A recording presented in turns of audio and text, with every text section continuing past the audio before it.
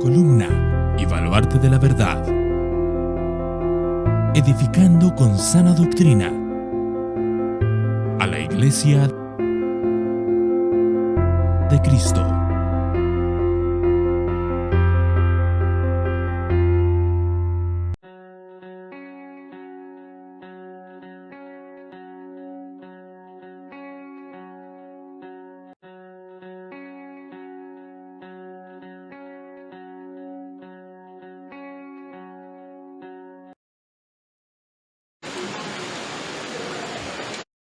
Buenos días, hermanos, Dios les bendiga, bienvenidos de nuevo un domingo más, listos para recibir el mensaje, la enseñanza de hoy. Bienvenidos todos. Vamos a Mateo capítulo 10, iniciamos los versículos 24 al 31. A ver, vamos a leer hasta el...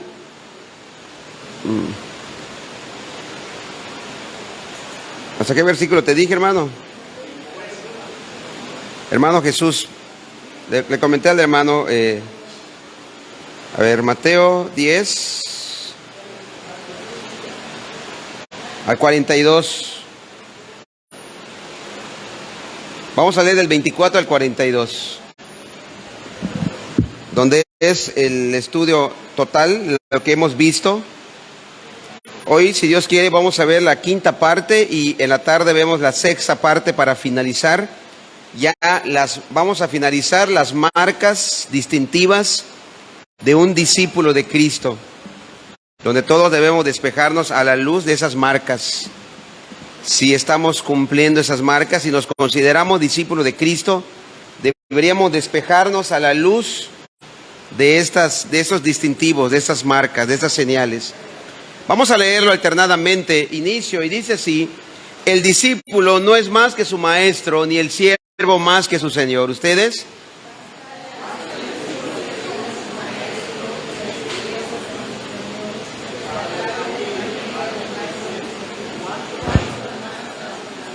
Así que no los temáis, porque nada hay encubierto que no haya de ser manifestado, ni oculto que no haya de saberse.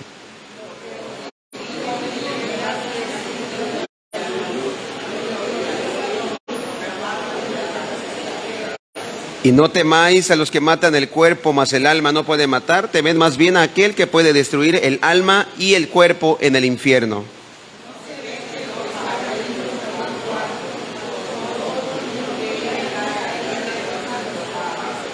Pues aún vuestros cabellos están todos contados.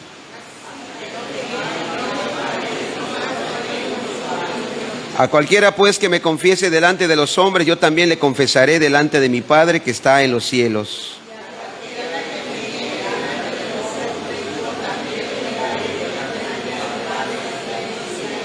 No penséis que he venido a traer paz a la tierra, no he venido a traer paz, sino espada.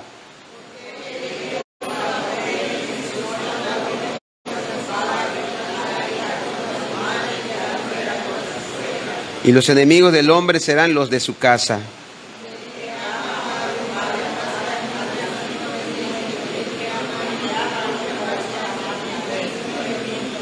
Y el que no toma su cruz y sigue en pos de mí no es digno de mí. El que haya su vida la perderá, y el que pierda su vida por causa de mí la hallará. ¿Ustedes?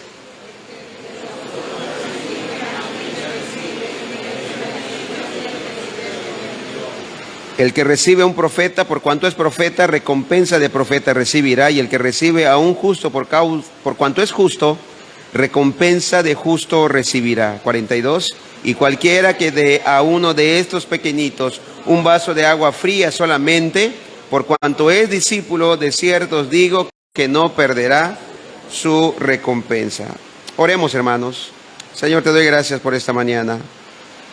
Gracias por permitir de nuevo, Señor, llegar a este lugar. Te ruego, Padre, que tu palabra sea predicada, sea expuesta con verdad. Ayúdame, Señor, a hablar, por favor. Pon las palabras de mi boca y prepara los corazones, Señor, para recibir el mensaje de esta mañana. Te lo pido en el nombre de Jesús. Amén. Hermanos, hemos leído estos versículos Y podemos encontrar ahí las marcas distintivas de un discípulo de Cristo. Esta ha sido la serie que hemos estado exponiendo y predicando. Vemos que el llamamiento de la Gran Comisión es el mandato de hacer, ¿qué? Discípulos. No nos mandan a ser simpatizantes, no nos mandan a que hagamos nosotros visitantes. ¿Qué quiere Jesucristo de los creyentes? ¿Qué quiere Jesucristo de aquellos que vienen a Él? ¿Que solamente estén en ocasiones? ¿Que solamente vengan cuando tengan problemas o situaciones difíciles? ¿O cuando las cosas marchen bien? Que ese es el otro extremo. Jesucristo llama a discípulos. Jesucristo no solamente está llamando a que seas oyente. Jesucristo no solamente está llamando para que tú estés sentado escuchando solamente, sino que Jesucristo nos llama a que hagamos. La iglesia de Jesucristo está ordenada a hacer discípulos. Por tanto, hacer discípulos es la obra central de los miembros de la iglesia de Cristo. La obra de llevar a hombres y mujeres a una relación salvadora con Jesucristo y ayudarles a crecer en el conocimiento y la semejanza de Cristo. Hermanos, Jesús identifica una definición amplia del discipulado en la que enumeramos 6 características en estos versículos que acabamos de leer. La primera característica que vemos es que un discípulo de Jesucristo, un verdadero discípulo de Jesucristo, una de las señales y de los distintivos de un verdadero discípulo de Jesucristo es que imita a su maestro. Mateo 10:25, bástale al discípulo ser como su maestro y al siervo como su señor. Si al padre de familia llamaron Belcebú, cuánto más a los de su casa. Imitar a Jesucristo no solamente en las ideas, no solamente en la doctrina, sino que también vamos a imitar a Jesucristo en que vamos a ser también rechazados. 2, vemos que el verdadero discípulo teme a Dios en lugar del mundo. El versículo 26 y 28 de este capítulo 10 de Mateo dice: así que no los temáis, porque nada haya encubierto que no haya de ser manifestado, ni oculto que no haya de saberse. Y no temáis a los que matan al cuerpo, mas el alma no puede matar. Temed más bien a aquel que puede destruir el alma y el cuerpo en el infierno. Tercer distintivo que encontramos es que el verdadero discípulo confiesa al Señor. Mateo 10, 32, 33 dice: a cualquiera pues que me confiese delante de los hombres, yo también le confesaré delante de mi Padre que está en los cielos. A cualquiera que me niegue delante de los hombres, yo también lo negaré delante de mi Padre. El cuarto distintivo que encontramos está en Mateo 10, 34, 37. El verdadero discípulo antepone a Dios antes que a su familia. Eso lo vimos la semana pasada en el culto de la tarde, en la predicación de la tarde. Dice así estos versículos: no penséis que he venido para traer paz a la tierra. No he venido para traer paz, sino espada. Porque he venido para poner en disensión al hombre contra su padre, y a la hija contra su madre, y a la nuera contra su suegra, y los enemigos del hombre serán los de su casa. El que ama a padre o madre más que a mí no es digno de mí, y el que ama a su hijo o hija más que a mí no es digno de mí. Y encontramos en los versículos 38 y 39 el tema que vamos a ver hoy. El verdadero discípulo ofrece su propia vida. Y el que no toma su cruz y sigue en pos de mí, no es digno de mí. El que haya su vida, la perderá, y el que pierde su vida por causa de mí, la hallará. Y ya, si Dios lo permite, en la tarde vamos a encontrar que el verdadero discípulo recibirá su recompensa. Eso lo veremos en la predicación de la tarde. Muy bien, vamos a iniciar lo que hemos preparado para hoy. Los versículos 38, 39, y el que no toma su cruz y sigue en pos de mí, no es digno de mí. El que haya su vida la perderá, y el que pierda su vida por causa de mí la hallará. ¿Están listos? Hermanos, amar nuestra propia vida es a menudo el mayor obstáculo para comprometernos por completo con Cristo. Vuelvo a repetir. Y es aquí donde voy a basarme para dar el siguiente argumento, el siguiente discurso. Amar nuestra propia vida es a menudo el mayor obstáculo para comprometernos por completo con Cristo. Un instinto innato de cada persona es el amor a sí mismo. Esto es algo instintivo. Lo traemos de nacimiento. Y un claro ejemplo que nadie podrá negar de esta realidad se puede observar en un bebé. Los niños pequeños no tienen la capacidad de ponerse en los zapatos de los demás. Y les cuesta mucho compartir. Para ellos el centro del universo son ellos. Fuera de eso no les importa nada más. Por eso se comportan de manera egoísta con otros niños. Esa es una de las cualidades que distinguen la inmadurez de un niño. ¿No es así? Estamos de acuerdo con esto, ¿verdad? Ese es un instinto natural en un niño. Nadie se lo enseña. Es un instinto y con eso nacemos. Ese es un instinto natural en cada persona. Amarnos a nosotros mismos resulta ser algo tan natural y fácil, por supuesto. Lamentablemente, el mundo no mira y no se da cuenta de esta realidad. Y más bien hace y entiende lo contrario. Y por tanto, alimenta y motiva el amor por sí mismo, empeorando el mal y la condición del mundo y la humanidad, creando así un círculo vicioso.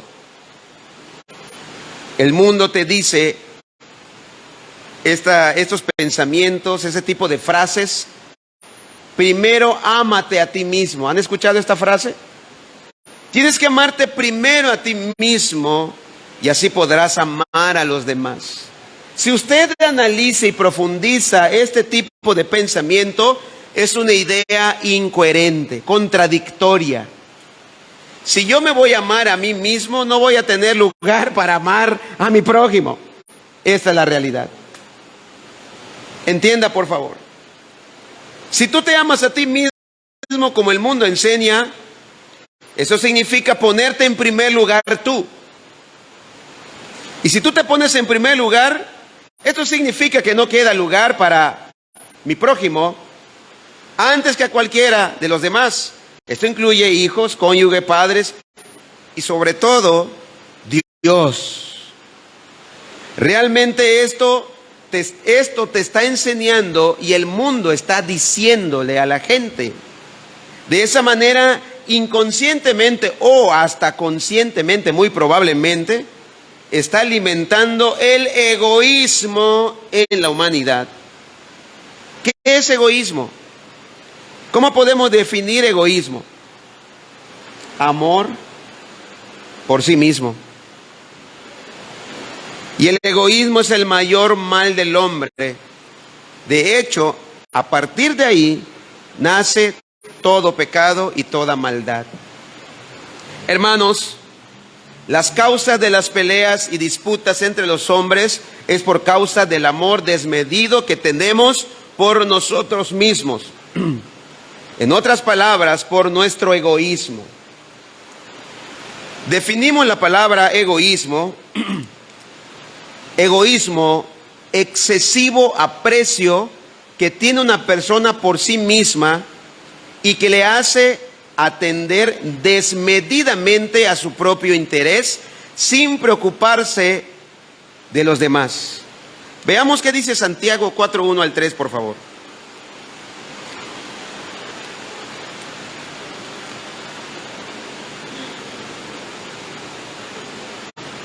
Santiago 4.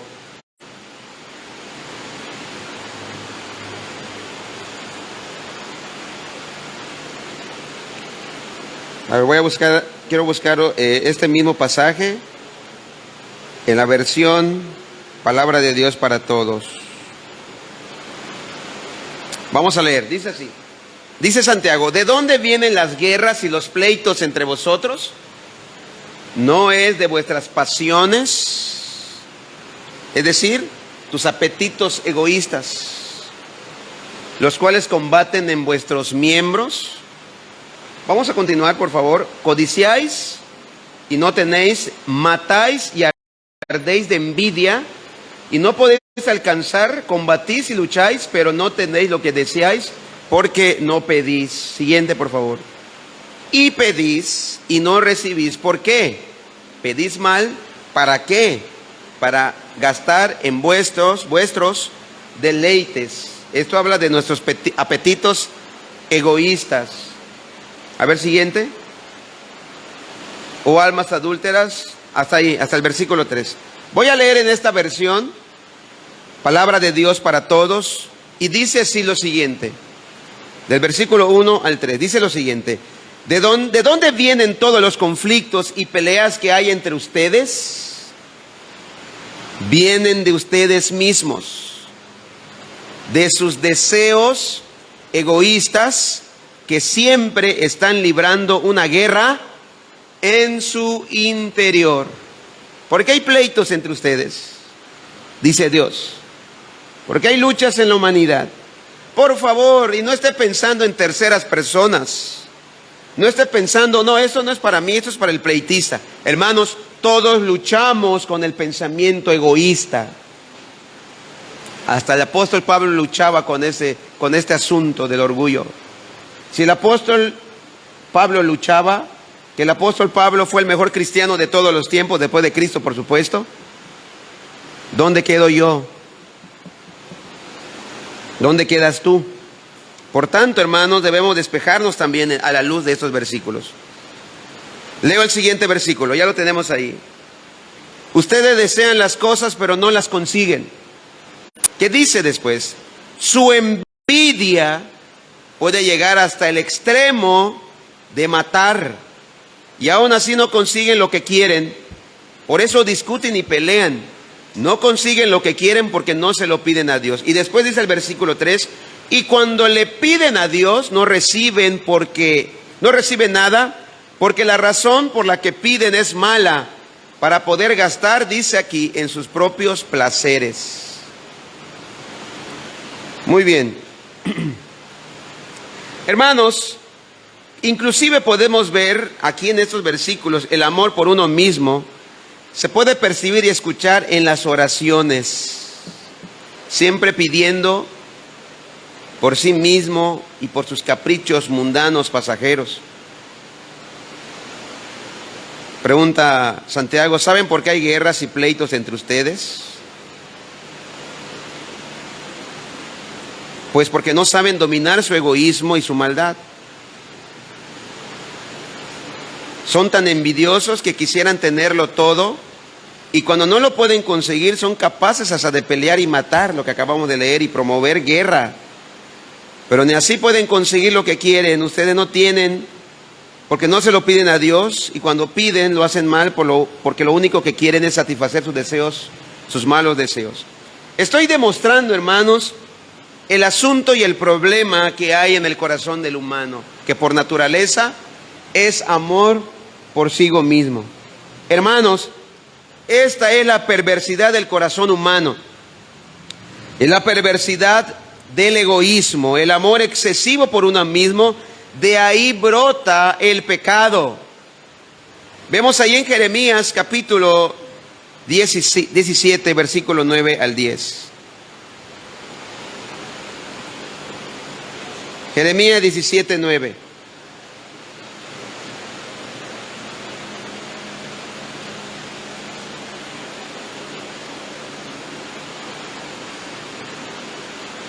Mire cómo está el corazón del hombre, ya lo hemos hablado, ya lo hemos dicho. Dice, engañoso es el corazón más que todas las cosas y perverso, ¿quién lo conocerá? Y hermanos, la perversidad del corazón inicia en el egoísmo, en el amor excesivo por uno mismo. Dice esta versión, no hay nada más engañoso que el corazón que no tiene remedio. ¿Quién lo entiende? Y el versículo 10 responde, yo el Señor, que examino los pensamientos y escudriño las intenciones del corazón, para darle su merecido a cada uno la cosecha de las acciones que sembró. El orgullo, la altivez, la soberbia, el engreimiento, la altanería, la arrogancia, la vanidad, la presunción, el desprecio por los demás. Todos estos pecados y actitudes, todo esto es alimentado por nuestro ego. Estos pecados alimentan nuestro propio ego. El amor excesivo por sí mismo. En otras palabras, hermanos, esto es alimentar tu autoestima. ¿Cómo se define la palabra autoestima?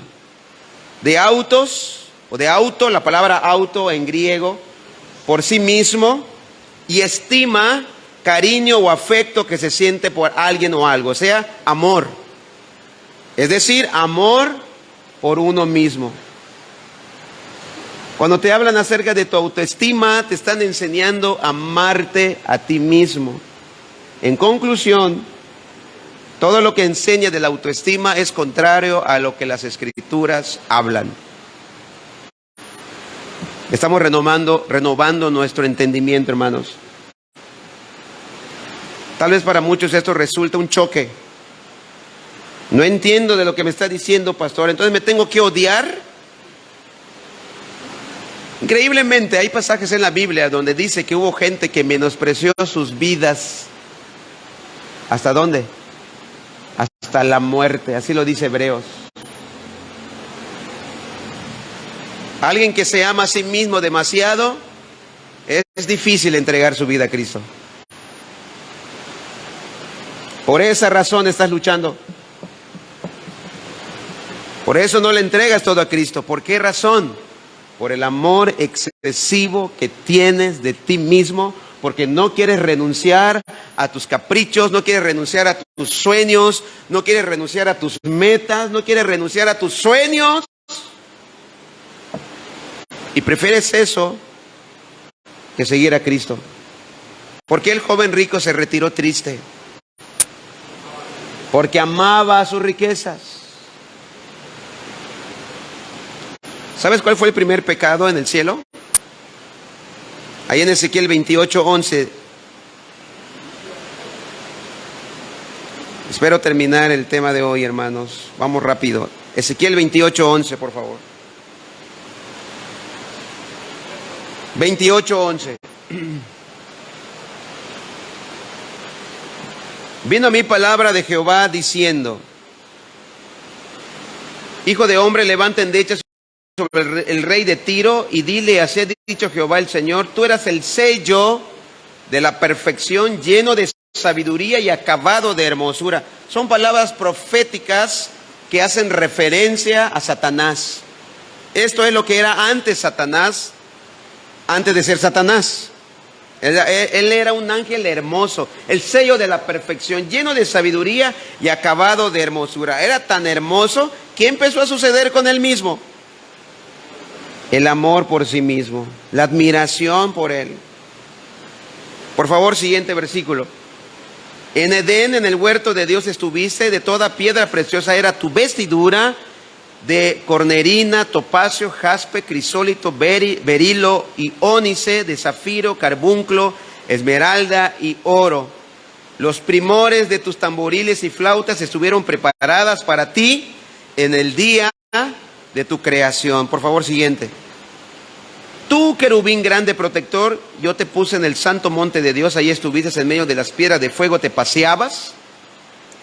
Perfecto eras en todos tus caminos desde el día que fuiste creado hasta que se halló en ti maldad. A causa de la multitud de tus contrataciones fuiste lleno de iniquidad y pecaste, por lo que yo te eché del monte de Dios y te arrojé de entre las piedras del fuego, oh querubín protector. Se enalteció tu corazón a causa de tu hermosura. ¿Qué empezó a hacer aquí este ángel? Empezó a sentir orgullo por sí, admiración por sí. En otras palabras, amor por sí mismo. Corrompiste tu sabiduría. Ve, el amor por sí mismo te corrompe. A causa de tu esplendor, la admiración por sí mismo. Hermanos, esto es lo que hace el mensaje de autoestima, el amor por sí mismo. Va alimentando tu orgullo. Yo te arrojaré por tierra delante de los reyes, pondré para que miren en ti. Por favor, siguiente. Con la multitud de tus maldades y con la iniquidad de tus contrataciones profanaste tu santuario. Yo pues saqué fuego de en medio de ti, el cual te consumió, y te puse en ceniza sobre la tierra a los ojos de todos los que te miran. Todos los que te conocieron de entre los pueblos se maravillarán sobre ti. Espanto serás y para siempre dejarás de ser. Este es el principio que se cumple y que la Biblia nos repite una y otra vez. El que se enaltece será humillado, y el que se humilla será enaltecido. Es la paradoja del reino de Dios. El que pierda su vida a causa de mí, la ganará. Y el que pierda su vida, si usted profundiza más en eso, suelte sus sueños, suelte sus metas, suelte sus anhelos.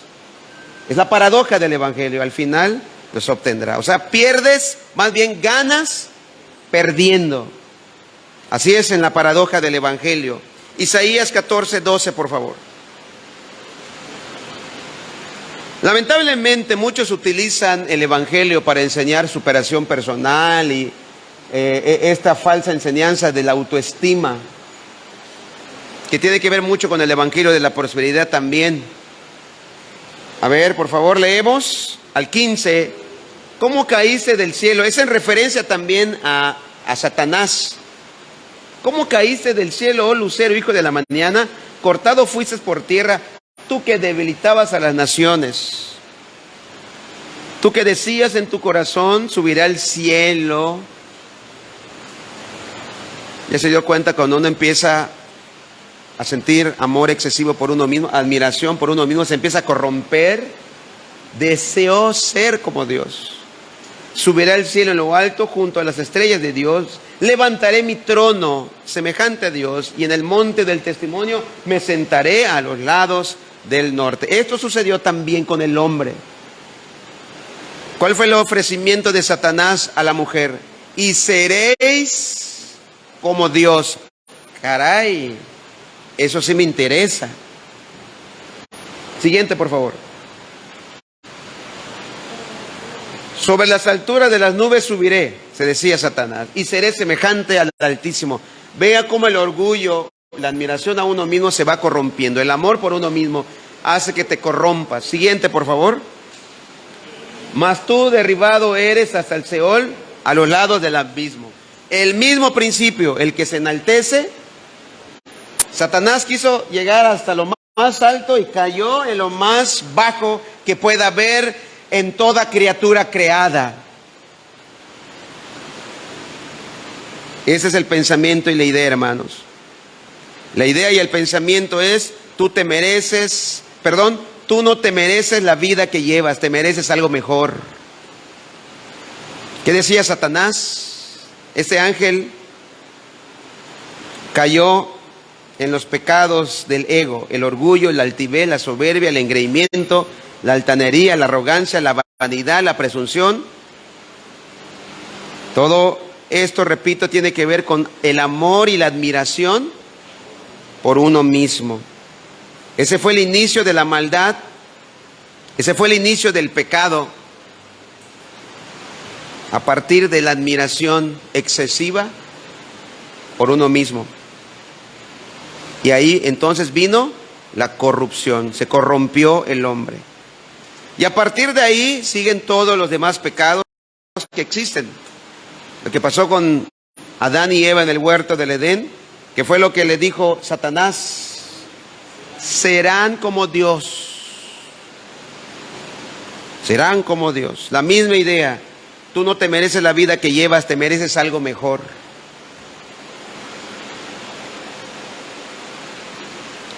Satanás hizo ver a Dios como egoísta, ¿no? No puedes comer de este árbol porque Dios no quiere que sean como Él. ¿Cuántos árboles podía comer Adán, hermanos? Todos excepto uno. ¿Cuántos árboles podía comer? Miles. No sé cuántos, pero muchos. Y solo uno no podía. ¿Era egoísta Dios? Tenía mucho que agradecer a Adán. La falta de gratitud, hermanos, es lo que pasa. Me merezco más. Es lo que el mundo te dice: tú no mereces la vida que llevas, tú te mereces algo mejor. Es verdad, dices, ya me vi. No te mereces esa casa que tienes, tú no te mereces ese auto, tú no te mereces ese marido, tú no te mereces esa esposa. ¿Y qué sucede con muchos? Se lo creen. Tú te mereces algo mejor. Esa fue la idea de Satanás. Yo soy el ángel perfecto, ¿no? El sello de la perfección. Me merezco algo mejor. Llegar al trono de Dios. Esa fue la idea que le dio Satanás a Adán y a Eva. El amor por uno mismo nos lleva a la ambición. Y esa ambición, hermanos, mencioné una palabra que ya se me olvidó. Nos corrompe. El amor excesivo por uno mismo. Queremos ser más, queremos tener más poder, más dominio, al grado de ser semejantes a Dios. Ese fue el mismo pecado de Satanás. 12 por favor, hermano. Allá mismo, 14, 12.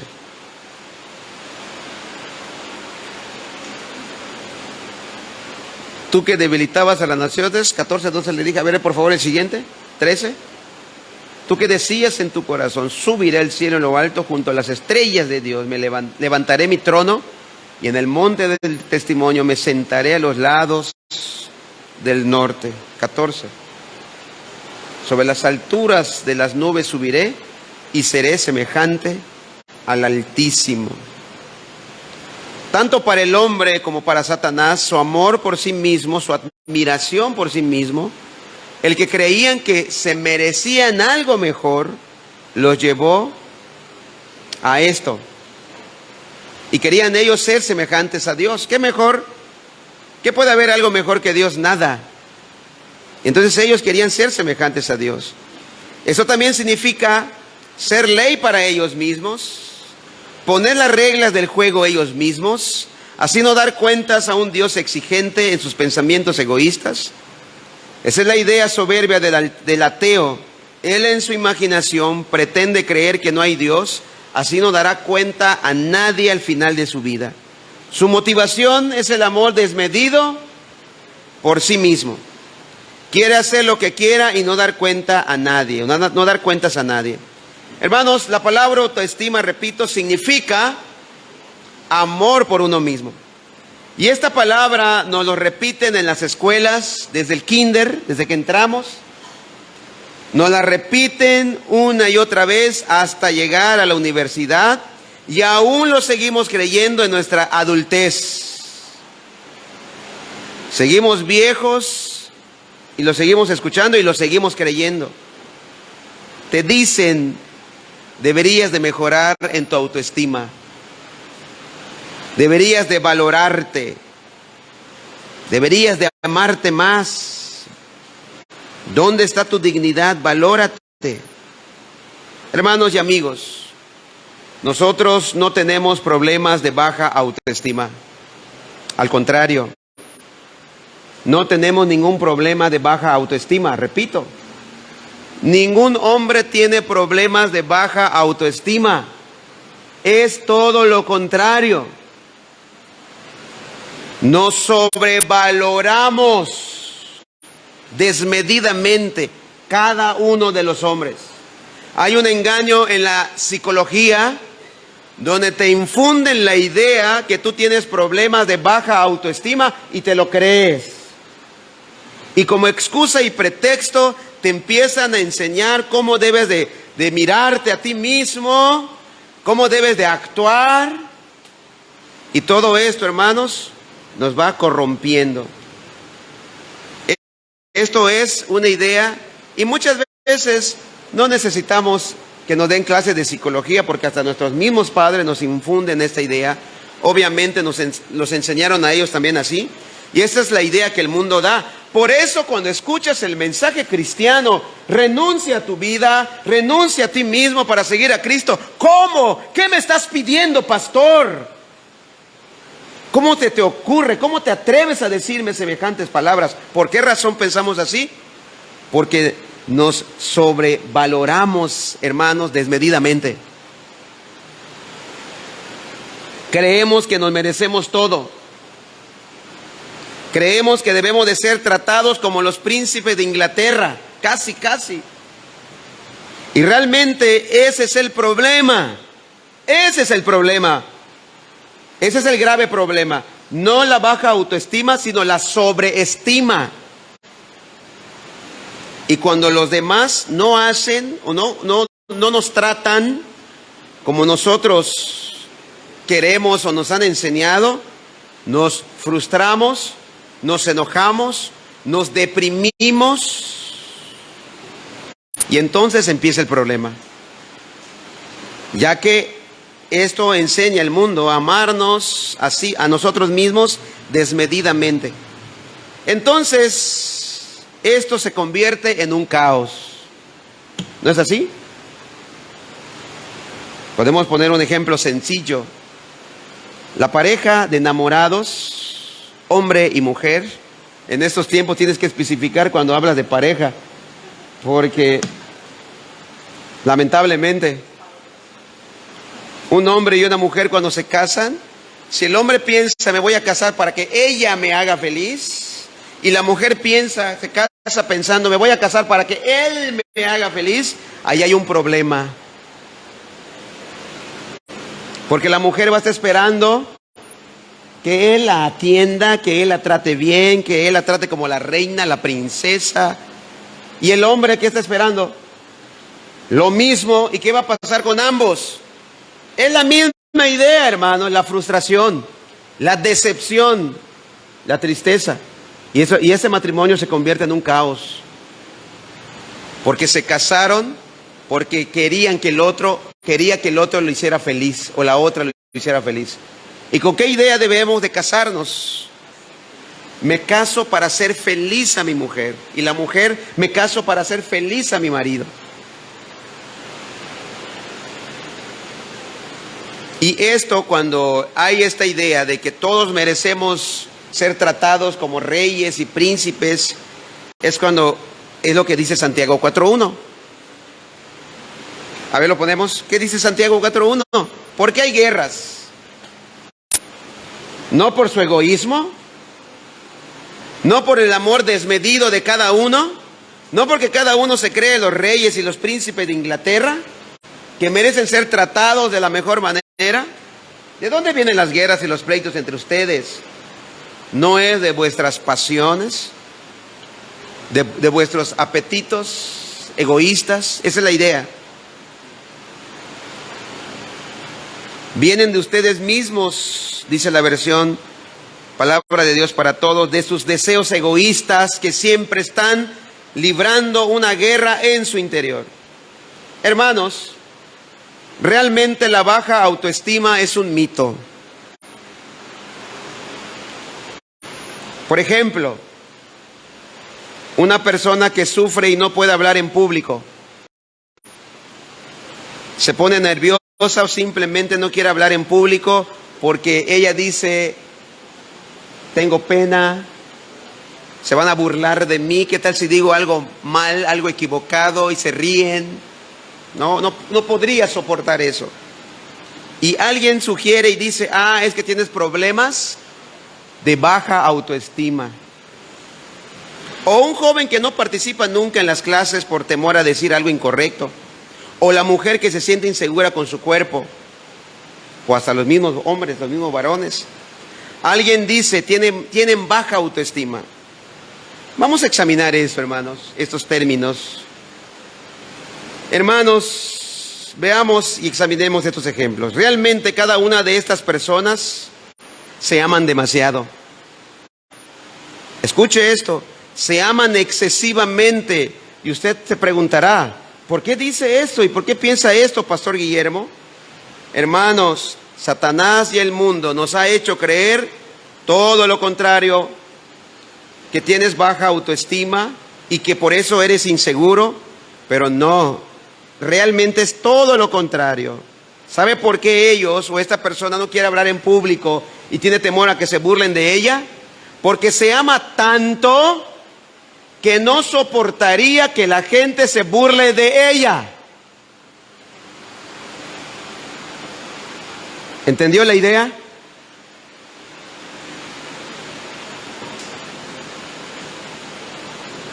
Se ama tanto el joven que no quiere participar en la clase, que teme a ser rechazado. No lo soportaría él, porque se ama demasiado.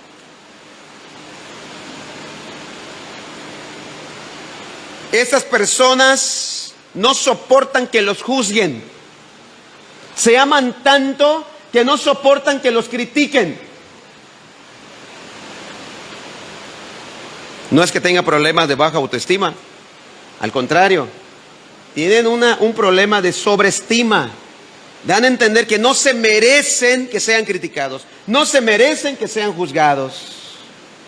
¿Dónde radica el problema? El amor desmedido por sí mismo.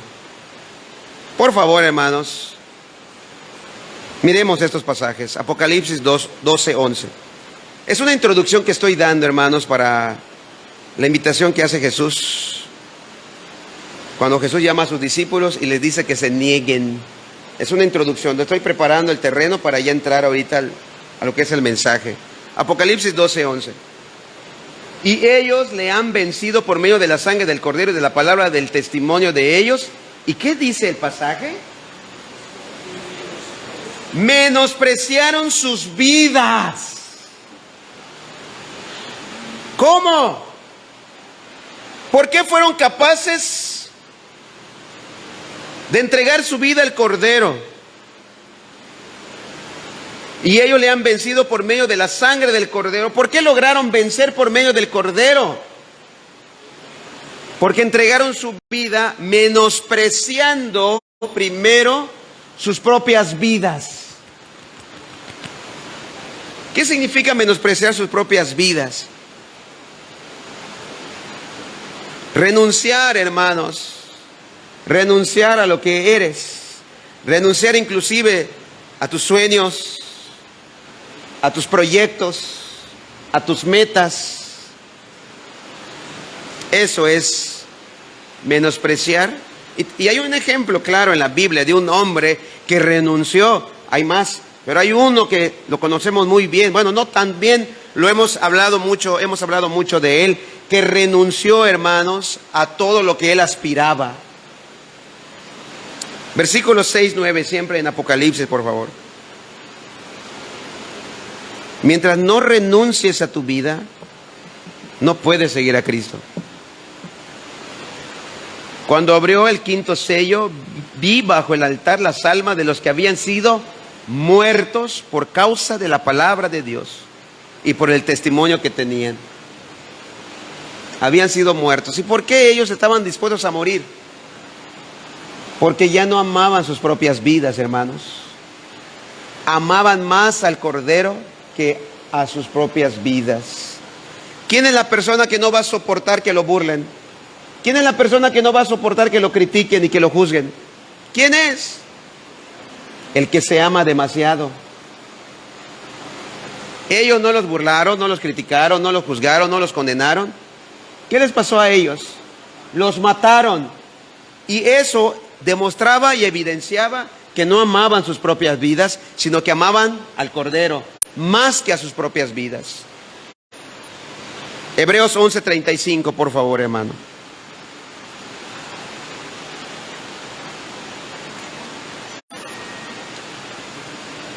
Yo sé que este mensaje es radical.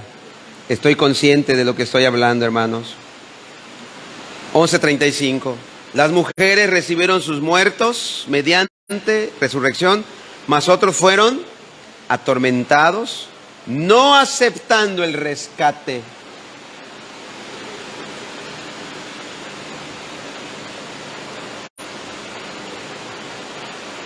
¿Por qué no aceptaron el rescate?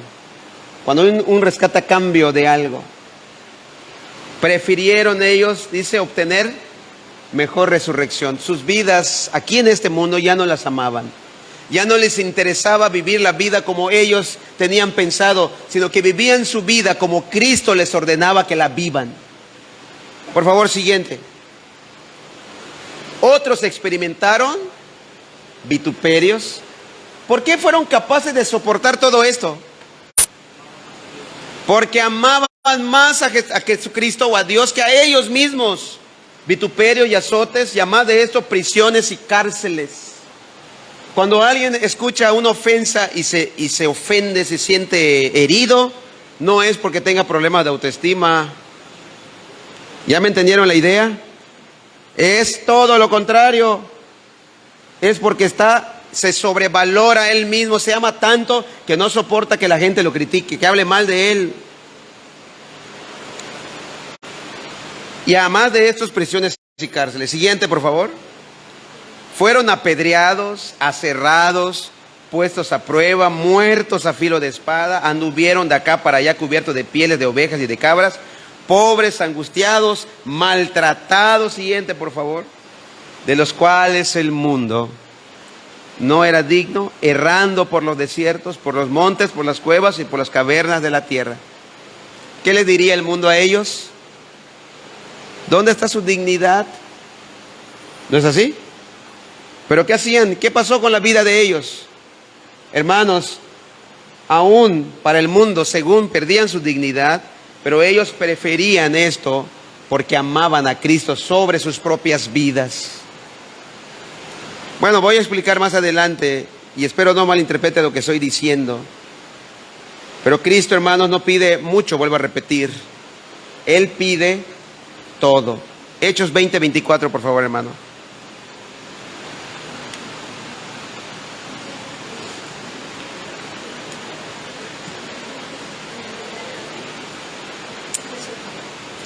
Pero de ninguna cosa, dice el apóstol Pablo, de ninguna cosa hago caso, ni estimo preciosa mi vida para mí mismo. Aquí está, hermanos, la marca, la quinta marca y señal de un verdadero discípulo. Un verdadero discípulo da su vida a Cristo y ya no es preciosa su vida para sí mismo. Su vida para sí mismo ya no vale. Mi vida ahora vale para Cristo. Con tal que acabe mi carrera con gozo y el ministerio que recibí del Señor Jesús para dar testimonio del Evangelio, de la gracia de Dios. 21:13, por favor, siempre de Hechos, hermano.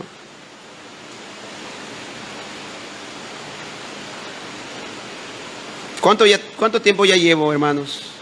¿40? No la hora, sino ¿cuánto tiempo ya llevo?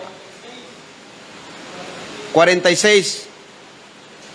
Entonces Pablo respondió, ¿qué hacéis llorando? Y mire cómo dice, quebrantándome el corazón.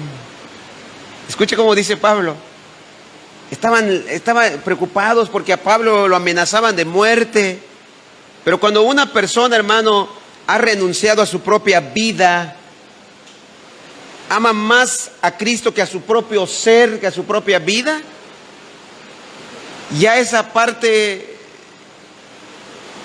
aquellos que, bueno, si tú te das cuenta, aquellos que se aman tanto que no quieren sufrir nada, no soportan nada de sufrimiento, ni emocional, ni moral, ni físico, menos. Pero Pablo dice, ¿qué hacen? Dice Pablo, porque yo estoy dispuesto no solo a ser atado, mas aún a morir en Jerusalén por el nombre del Señor Jesús. ¿Por qué Pablo llegaba hasta este extremo? Porque amaba más a Cristo que su propia vida. Su propia vida inclusive menospreció, como lo leímos en Hebreos, ¿no? Menospreciaron sus propias vidas hasta la muerte. Lucas 14:26, hermano, por favor.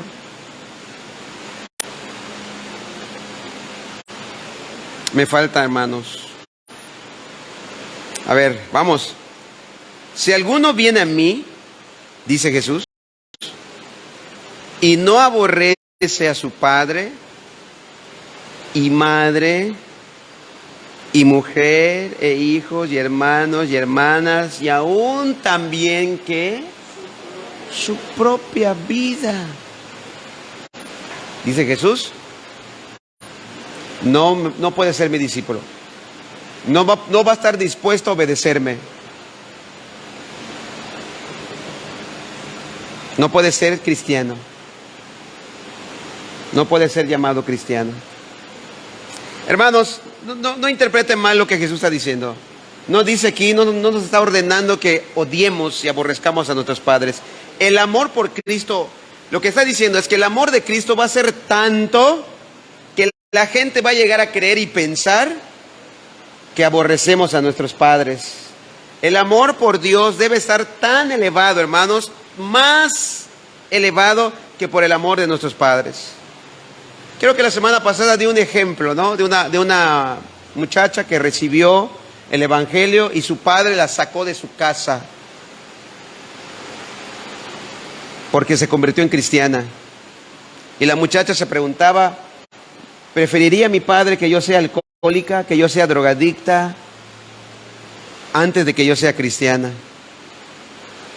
Pero dice, yo entiendo que mi padre, yo lo comprendo porque él no conoce el Evangelio. Pero ella prefirió a Cristo antes que a su padre. En ese caso, cuando llegan a esos extremos, se hace ver como que aborrece al padre, pero en realidad no es así. Cuando llega y tal vez un padre le hace al hijo esa, ¿cómo le podemos llamar? Llega a esa decisión y el padre lo pone al hijo entre la espada y la pared. O yo o tu religión. Puede decir, ¿no? El padre. Y así va a poner. Y lo mismo con la madre, y lo mismo con la esposa, y lo mismo con el esposo, y lo mismo con los hijos, porque pueden haber también hijos que le reclamen a los padres, y también el padre va a mostrar eso a los hijos, y también con los hermanos. Un cristiano sabe que debe de estar orando por su familia, predicándoles el Evangelio, amándolos, aunque ellos piensen que los aborrecemos. Y aún también, dice, su propia vida. No importa, Pablo hablaba acerca de lo que él había padecido y sufrido, ¿no? Las incomodidades, los azotes, las traiciones. Él ya no amaba su propia vida. Él estaba dispuesto a sufrir, a padecer, a sacrificar lo que sea necesario, porque ya no amaba su propia vida, sino su amor estaba en Cristo, no en su propia vida. ¿A qué hora empecé? ¿Vieron el reloj? Como 11:15. Nos quedan, creo que 7 minutos, ¿no? Vamos a observar aquí, hermanos, que Jesús llama a sus discípulos a la abnegación total. Jesús no llama para que tú tengas una abnegación a ciertas áreas.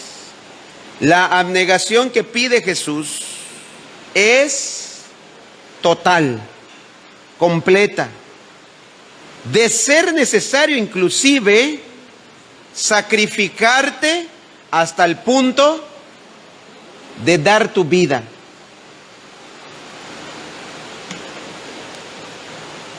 Algunos predicadores de sana doctrina han dicho que debemos de preparar, los pastores debemos de preparar a la iglesia por lo que se avecina.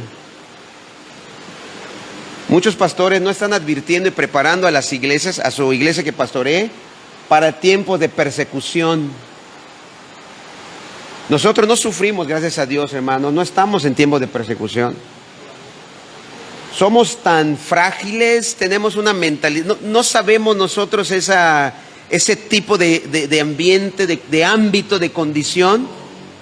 Pero la iglesia de los Hechos, a través de la palabra, vemos que se ha mantenido. Hermanos míos, si a veces un insulto nos hiere los sentimientos, o cuando llega y no te saludan, es que no me dio la mano el pastor, o un hermano me miró feo. Imagínate, hermanos, que te tengan un cuchillo aquí amenazándote, o con una pistola negando a Cristo. Somos tan débiles. Somos la generación de cristal. Cuando salió el pueblo de Israel, me está cayendo el 20. Cuando salió el pueblo de Israel de Egipto, dijo Dios, no lo vamos a llevar por los filisteos, por la tierra de los filisteos, porque había un camino más corto para entrar a la tierra prometida. ¿Han leído esa parte de Éxodo? ¿Por qué no lo llevó Dios allá en esa zona? Porque no sabían pelear, no sabían de guerra. Y cuando vean la guerra, dice, van a huir, van a regresar. Hermanos, ¿qué quiero decir?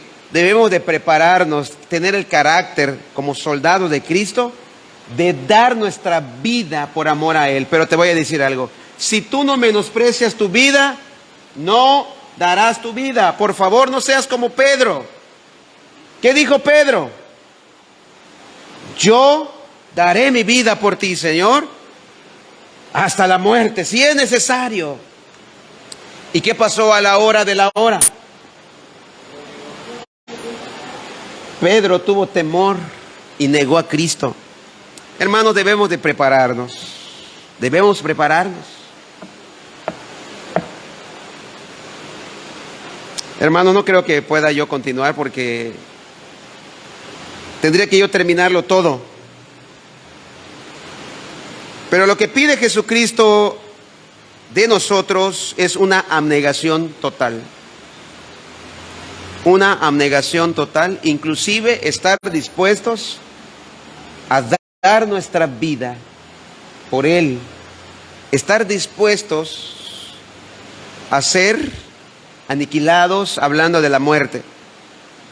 En el Imperio Romano, en tiempos del Nuevo Testamento, y sin duda, nadie en Palestina pudo haber pasado por alto el planteamiento de Jesús cuando declaró: el que no toma su cruz y sigue en pos de mí no es digno de mí. ¿Qué venía en la mente con un judío cuando escuchaba estas palabras? Hoy en día hablar de la cruz es tan trillado, ya está tan familiarizada con la palabra cruz, que se imaginan un dije, se imaginan una cruz en la pared de su casa, se imaginan ese tipo de cosas y figuras. Hermanos, la cruz simbolizaba los extremos tanto de dolor insoportable como de crueldad despiadada. Pero por sobre todo simbolizaba la muerte. Solo unos cuantos años antes que Jesús pronunciara estas palabras, un celote llamado Judas, que se menciona ahí en el capítulo 5, 36, 37, que lo apunten nada más para que ustedes tengan el dato, había reunido una banda de rebeldes, esto antes de que llegara Jesús, para pelear contra las fuerzas romanas de oposición. La insurrección fue sofocada fácilmente y a fin de enseñarles una lección a los judíos, el general romano Varo ordenó la crucifixión de más de 2,000 judíos. ¿Se pueden imaginar esa imagen? ¿Se pueden imaginar, hermano, los charcos de sangre y ríos de sangre ahí? Sus cruces se alinearon por los caminos de un extremo a otro de Galilea. Esa imagen era terrible para un judío. Y Jesús le decía: el que quiera seguirme, tome su cruz todos los días y sígame. Los 12 discípulos supieron de inmediato que tomar sus cruces y seguir en pos de Él significaba entregarse sin reservas a la voluntad de Jesús, a su señorío, sin consideración del costo, inclusive la vida misma. Por terribles que puedan ser las dificultades y las tragedias de la vida humana que a menudo le suceden a los cristianos, no son las cruces a los que Jesús se refiere, por favor. Ni mucho menos de portar en tu cuello el dije de una cruz o la imagen de una cruz en tu casa. Tampoco son las cruces a las que se refiere Jesús con el cónyuge cruel, o un hijo rebelde, o una enfermedad fuerte, debilitante, crónica o terminal. o la pérdida del trabajo, o la destrucción de una casa. Muchos creen y piensan, es mi cruz. No a esa cruz se refiere. Es que mi marido es mi cruz, la tengo que soportar. No, es la cruz que Dios me dio. No es a esa cruz que Cristo se refiere. Cristo se refiere a la cruz de dar tu vida por Él, por la proclamación y la predicación del Evangelio. ¿Por qué vamos a ser amenazados de muerte?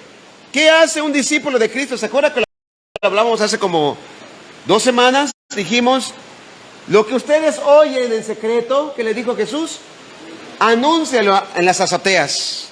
No se queden callados con lo que escuchan. Anúncialo al mundo. Y debido a ese mensaje, entonces es cuando vamos a ser amenazados. Hermano, si usted permanece callado, nunca tendrá problemas. ¿Sabes cuándo va a empezar a tener problemas a causa de Cristo? A causa de nuestra fe.